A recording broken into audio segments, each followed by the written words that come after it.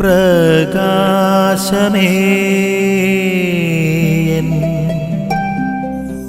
മിഴി തുറക്കുക വേഗം. ഈശോ മിശിഹായ്ക്ക് സ്തുതിയായിരിക്കട്ടെ. സ്നേഹമുള്ളവരെ, വചനദീപ്തി എന്ന വചന വിചിത്രത്തിലേക്ക് സ്വാഗതം. ഇന്ന് വിശുദ്ധ ഡൊമിനിക് സാവിയോയുടെ തിരുനാൾ ആഘോഷിക്കുന്ന ദിവസവുമാണ്. ഡൊമിനിക് സാവി ജീവിച്ചിരുന്ന 1842 മുതൽ 1857 വരെയാണ്. 1954 അദ്ദേഹത്തെ വിശുദ്ധനായി പ്രഖ്യാപിച്ചത്. കൗമാരക്കാരുടെ മധ്യസ്ഥനായി ഡൊമിനിക് സാവിയോ. നല്ല മണ്ണിൽ വിതയ്ക്കപ്പെട്ട വിത്താകട്ടെ വചനം ശ്രവിക്കുകയും സ്വീകരിക്കുകയും ചെയ്യുന്നവരാണ്.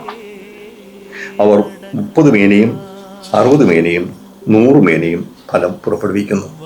വചനം ഹൃദയത്തിൽ സ്വീകരിച്ച് ഫലം പുറപ്പെടുവിക്കുന്നു. യേശു പറഞ്ഞ വിത്തിൻ്റെ വിതക്കാരൻ്റെ ഉപമയുടെ വിശദീകരണമാണ്. 2 ഭാഗമായി തിരിച്ചു. ഉപമ ആദ്യം പറയുന്നു, പിന്നെ അതിൽ വിശദീകരണമായിട്ട്. ഉപമ പറയുമ്പോൾ പ്രാധാന്യം കൊടുത്തിരുന്നത് വിത്തിൻ്റെ ഫലദായകത്വത്തെ കുറിച്ചാണ്. വിത്ത് ഫലം പുറപ്പെടുവിക്കുക, വിത്തിൻ്റെ ഉള്ളിൽ ശക്തിയുണ്ട്, അത് ഫലം പുറപ്പെടുവിക്കുന്നത് ചെയ്യും. ദൈവത്തിൻ്റെ വചനം ഫലദായകമാവും.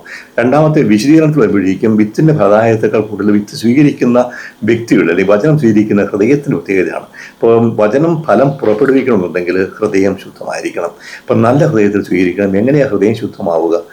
ഹൃദയം ശുദ്ധമാവണേ ഒന്നേ ചെയ്യേണ്ടതുള്ളൂ, ദൈവം ആഗ്രഹിക്കുന്ന വിധത്തിൽ, യേശു പഠിപ്പിച്ച വിധത്തിൽ ജീവിക്കാൻ തയ്യാറാകണം. ഞാൻ ദൈവത്തിന് മകനാണ് മകളാണെന്നുള്ള ബോധ്യമുണ്ടാകണം.